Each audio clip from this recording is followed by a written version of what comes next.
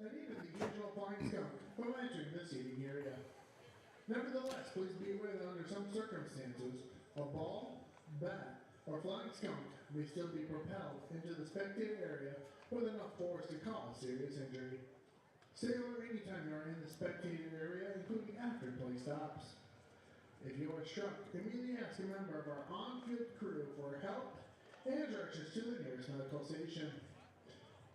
Good evening, everyone, and welcome back to historic Russell E. Dietrich Jr. Park for tonight's game as the Jamestown Tarp Skunks play host to the Batavia Muckdogs. Welcome back, everybody. It's Matty G alongside Dre Guinness. And Dre, let me tell you, it feels weird to be back. It felt like forever, considering the 5-game homestand we had last week. It felt like forever, and it was only just a couple days that they were on the road. I know, a day without baseball is like a day without sunshine. And speaking of sunshine, we have it in abundance here in Jamestown tonight as they do host the 7-1 Batavia Muckdogs. Coming in on a 2-game losing streak, had 2 rough games on the road, and Batavia continues to roll. Somebody has to beat the evil empire that is the Batavia Muckdogs, and that man just might be the PGCBL Pitcher of the Week. And on the mound for the Tarp Skunks tonight, Gabe Hayes, 2-0 on the season with a 0.00 ERA. And more, these are the most impressive stats that I've seen. A .037 batting average against. So only 3.7% of the hitters that are facing him are getting a hit. 1 walk, 13 strikeouts. Gabe Hayes has been on an absolute tear in the PGCBL as of late. We're excited to be able to see what he can do to possibly hand the Muckdogs only their 2nd loss of the season.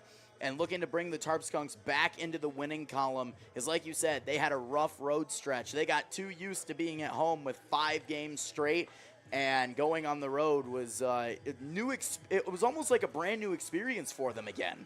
Yeah, I know, and that's one of the things that I've always found rough about, playing on a traveling team or a team at this level, is that you have to move back and forth between your ballpark and other teams' ballpark. Otherwise, there's a level of comfort that settles in, and that can almost bring almost like a hangover when you get out on the field, on the opposing team's field for the first time, and it feels alien, and there's something just might be off. But back at home, the home cooking is brewing,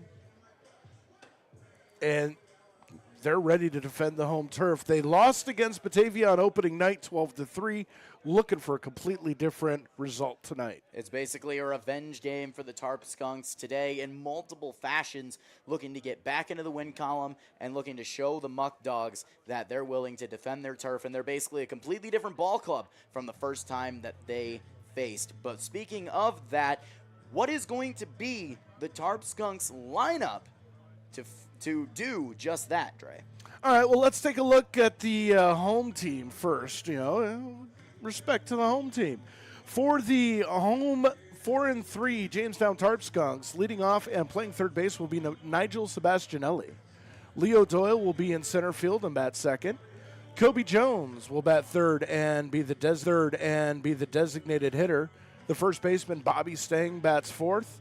Batting fifth will be the right fielder, DJ Stoyanovich. Tommy Schrader bats sixth and is the extra hitter. Noah Brooks will be behind the dish and bat seventh. The number 8 hitter, Brandon McLean Banks, shifting over to shortstop tonight. Austin Petrenko back in the lineup at second base, batting ninth.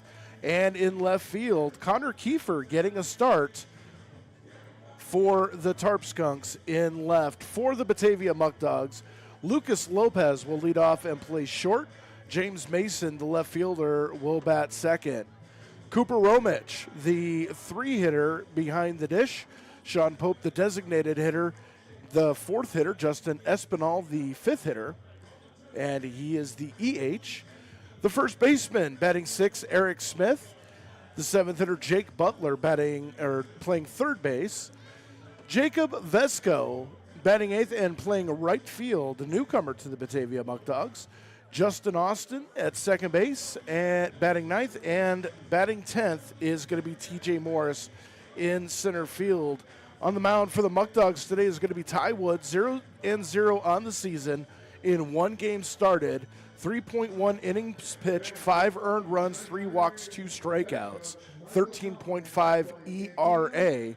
So if there was ever an opportunity for the Jamestown Tarp Skunks to flex their muscles, it's going to be tonight against Batavia. Absolutely. And taking a look at the lineup that the Skunks have tonight, I'm excited. You know, Sebastianelli was a vacuum his past couple of games over at shortstop, just eating up baseball after baseball and just being like an elite shortstop. Moving him over to the hot corner, in my opinion, is actually a good play. You saw he had good reaction time. I'm excited to be able to see what he can do at the hot corner third base tonight. Matranga always solid at second, and Stang, the tall 6'4" first baseman, obviously going to be a great fit. So I'm excited to see what the Tarp Skunks are going to be able to do tonight and let the bats fly, especially if you have a 13.5 ERA off of the starter. Only 3.1 innings pitched, but who knows? Maybe those numbers will hold true,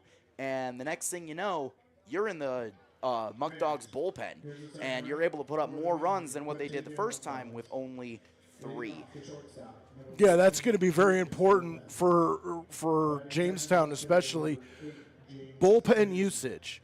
If they can ride Gage Hayes at least through 7 innings, and they can do what they did the other night and play the setup and the closer role, they are going to be set. The one thing that I have concerns with at this point is getting into the Jamestown bullpen, because there has been some inconsistencies in there. There's also been some inconsistent play out in the outfield. Tommy Schroeder, who is going to be the extra hitter tonight, getting a day off from the field. He had a couple errors on the road, so a good chance for him to get reset and just have to focus on the offensive side before possibly playing tonight or tomorrow at Batavia, or Friday back home against the Geneva Red Wings. So it's going to be a great day for baseball. 73 degrees and not a cloud in sight from our angle.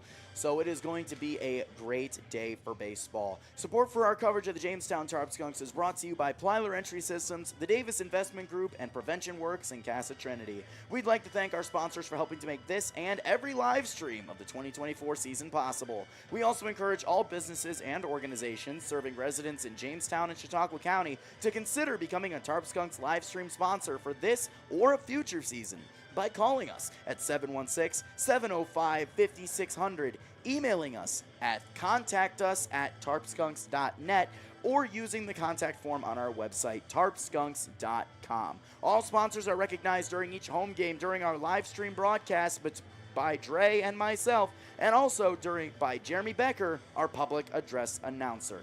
Thank you to our current sponsors and also to anyone else considering becoming a future sponsor of Jamestown Tarp Skunks baseball. It's Dre and I here with you. We are going to take a step back for just a half a second as they announce lineups and get ready for the national anthem. We will be ready for the top of the first in just a little bit. It's Jamestown Tarp Skunks baseball on YouTube.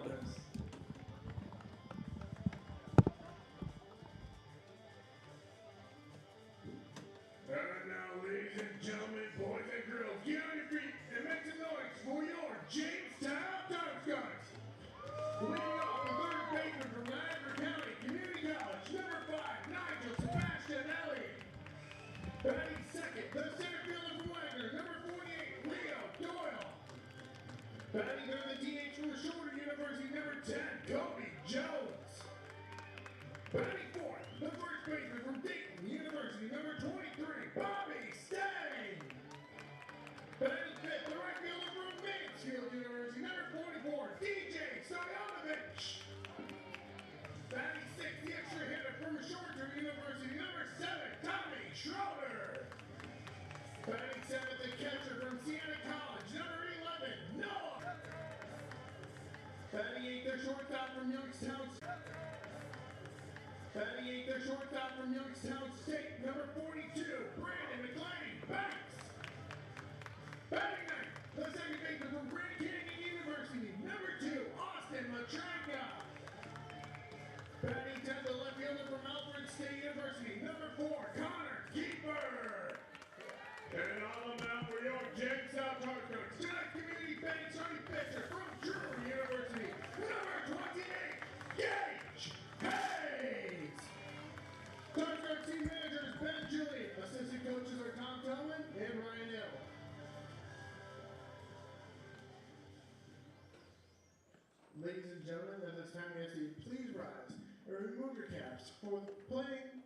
of the national anthem.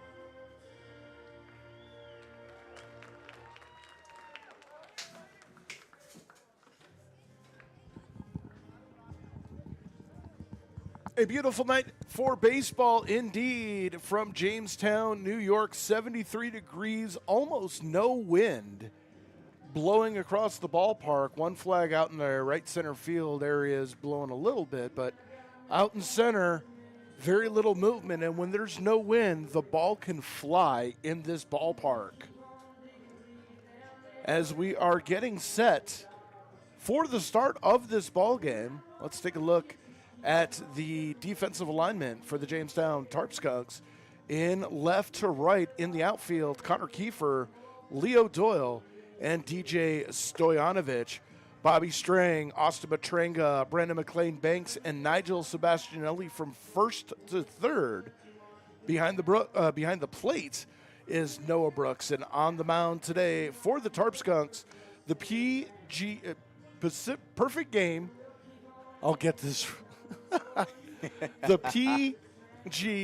PGCBL pitcher of the week, Gage Hayes, on the mound, 2-0, 0.0 ERA, 0.037 batting average against, 1 walk against, 13 strikeouts, and he is going to start off against Lucas Lopez, James Mason, and Cooper Romich, the 1-2-3 batters for the Batavia Muckdogs. And here to tell you all about the first 2 innings of our ball game, it is my main man, Matty G. Thank you, Trey. Taking a look at Gage himself, he hails from Drury College. He has his hometown of Lake Winnebago, Missouri. 6'2", 185, a junior, finance and economics major. We're excited to see what he'll be able to do, continue his hot streak from the last time he was here, and we are ready to get underway here in Tarp Skunks baseball. Lucas Lopez steps up to the plate, shortstop tonight for the Batavia Muckdogs, batting .333 coming into this game, as Gage Hayes throws the first pitch of the night on the outside corner, called strike 1. First pitch a minute early at 6:29. Hey, a little early never hurt no one, as the second pitch just off the outside corner. Count 1-1. And the delivery from Gage Hayes. Chop swing over towards short, fielded by McLean Banks. And it is a 6-3 put away for the first out of the evening for Gage Hayes. Yeah, it's something you absolutely love to see as a manager, as the team out on the field. Your pitcher around the strike zone, around the plate, and leads to an easy routine ground ball out to short. That'll bring up James Mason, the left fielder tonight, batting .273 on the season, as his first pitch over the heart of the plate for strike 1. First pitch strikes very important, and Hayes has... Check swing did not go around. Check, did he go? First base umpire says no. So the count is 1-1. And the windup delivery on the inside corner for strike 2. Gage has a little bit of a weird release with his pitches. It's almost like he's got almost like a screwball of sorts. A lot of movement on that curveball. The 1-2, low and away, counts even at 2s apiece. That one started hard to the plate and broke hard to the right, so it's a good sign, too, to see Hayes has a lot of bite on his curveball. That and all of his pitches. The 2-2. Again, same idea, low and away curveball, but Mason did not bite, and the count is full. Try to get Mason to chase on some off-speed pitches. Now has to come in with the hard stuff. And the payoff pitch. Called! Strike 3!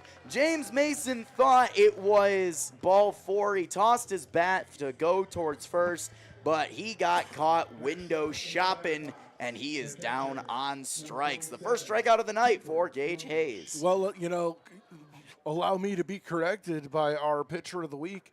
I was thinking he has to come in 3-2 hard stuff again with the off-speed pitch, and Mason wasn't expecting it, got buckled at the knees.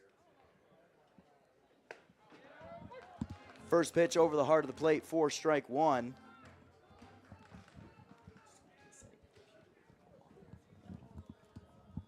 And the 0-1 delivery. Inside. Actually clipped his elbow. So you'll have to